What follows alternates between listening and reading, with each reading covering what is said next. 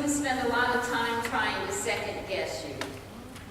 Teach us what it is to simply trust and know that your words to us in the creation of nature are true, that you care for all creation equally.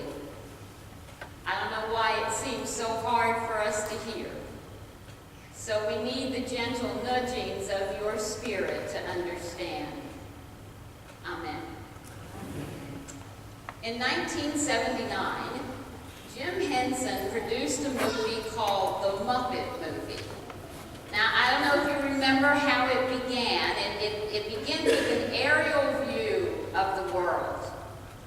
And it keeps zooming in and zooming in, and everything looks very magical.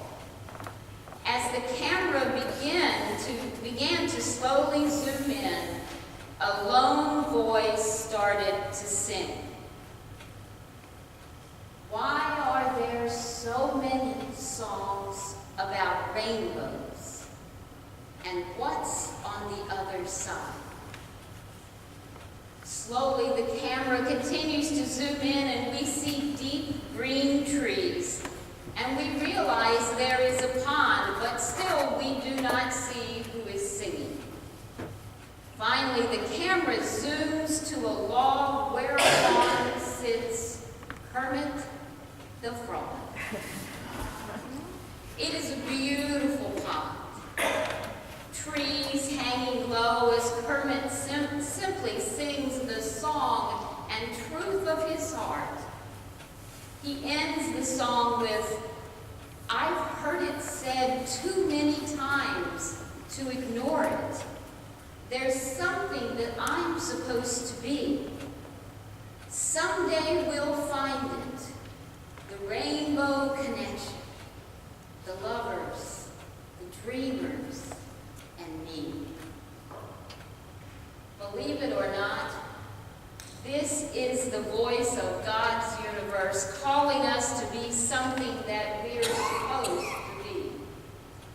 You see, when we are completely aware that God speaks to us through every living thing, we can find the good news of God's abundance in the song of a simple green frog, even when it does not sing in words.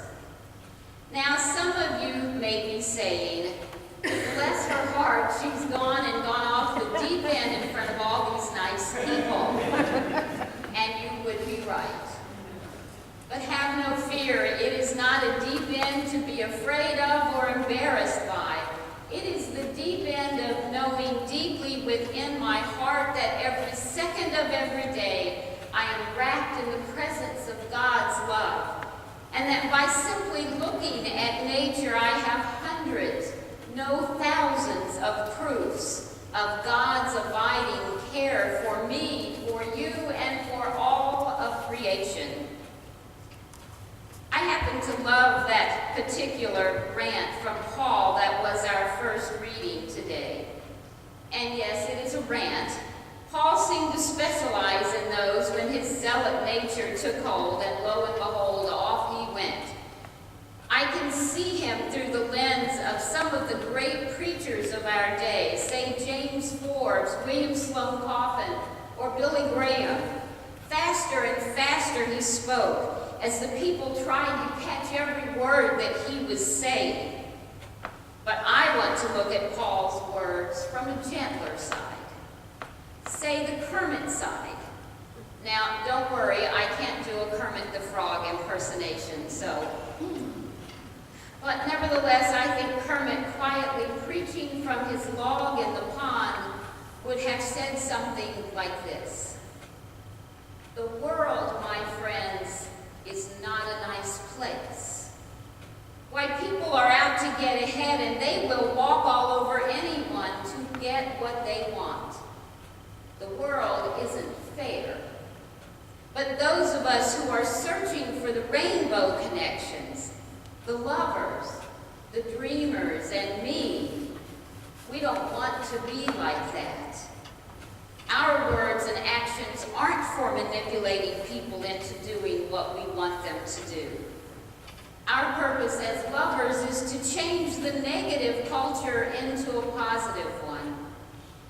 We want to rid the world of the messages of hate and take down the barriers between people and God's beauty and truth.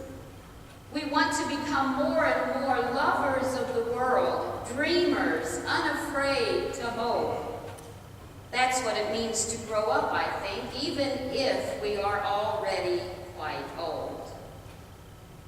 We must work towards finding the rainbow connection. Now, I want to look at what Jesus said, and I think you'll agree it's not such a large leap, pardon the frog pun, it's not such a large leap from Kermit to Jesus. Jesus was speaking to some unidentified people. We don't know who they were. Someone asked Jesus if only a few would be saved. Jesus, interestingly, didn't answer the question.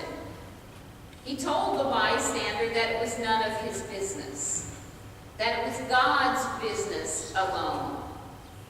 And then he told the bystander what would be a better way to engage his mind would be in learning the way to life, the way to God. Now, given what is going on in the world today, it is no wonder that you are not likely to hear this particular interchange between Jesus and the unknown person quoted with any frequency. Those preachers and speakers of hate talk about what Jesus said on the topic of who in the world would be saved. Jesus said that living the God life requires our total attention. And then he predicts that some of them, even though they've been saying they were holy and hanging out with other people who claim to have been holy, some of them were going to be left banging on the door of the heavenly banquet, while the true children of God passed them by on the way into the hall. Now, in my less charitable moments, I can see certain people current in our news today, standing at the door, banging to be let in, while all the gays in Uganda and the immigrants in the United States walk past them. Oh, to hear Jesus say, "Sorry, you're not on my guest list. You may think you knew me, but you never did." Clearly, what Jesus is calling us to is the same life that Reverend Elder Hector Gutierrez is proclaiming when he says, in MCC, and that's us, we have an immense task to fulfill. We must share the good news of God's abundant provision of grace. We must live out the truth that all human beings are equals. We cannot keep silent toward the injustices that are seeking to prevail in so many places and countries. MCC and each of us as members of MCC have been called to offer to this world the authentic face of God through our lives and justice work. God's abundant provision of grace. Wow, that's a mouthful unless we look at it from Kermit's, Paul's, and Jesus's perspective. First and foremost, there is the issue of priority. Reverend Elder Hector says, "Let us make a profound commitment to seek recourse and fight for the rights of all humanity, to remain vigilant that we are called to be justice for all our brothers and sisters no matter what." A profound commitment. I'm not sure that we're in the habit of making profound commitments when it comes to justice and maybe even love. Both Jesus and Paul and Kermit in his own way tell us that if we are concerned with growing and living into the God life, that we will have time for little else. We will have time only to share God's abundant provision of grace to all. By time, I mean activist time and spiritual time. If we allow God to fill our hearts with divine love that sends us into the world to spread the good news of God's life-changing love and transforming grace, we simply have no time to be concerned about the ways that others may be doing the same thing. They may not use the same words, and they may not look like us, but they are doing the work of God the way God called them. This is what Paul and Jesus are saying, that if we have as our priority the spreading of and the standing for this love, we do not have time to analyze what others are doing. Jesus says, you will be surprised who walks through the doors, and I do not think he meant literal doors, of God's sacred oneness.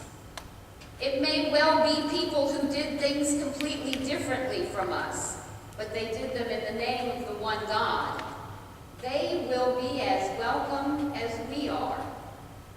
This being said, I want to return to our question for today and tell you how it is finished in my mind. It is this: who in the world are we to think we know better than God? If we are all working for the same goal, then we all gather as one people: Native American, Catholics, Protestants, Buddhists, Hindu, Jewish, Sikh, New Age, white and green, Wiccan, and so on and so on. We all gather in rooms dedicated to such gatherings in peace and love. We worship and we praise the God of all creation and our great mother, the earth. We learn from each other. Let me repeat that. We learn from each other. And my learning from you does not mean that I give up anything that is already precious to me. It may mean, hopefully, that I gain something from you so that I can add to my own spiritual practices and that you can gain something from me. This is the great work to which we are called, and I am filled with God's hope that Open Circle, named from the beginning to be such a place, will be on the forefront of the work of spreading the good news of God's abundant provision of grace. Someday we'll find it, the rainbow connection, the lovers, the dreamers, and me. Amen and amen.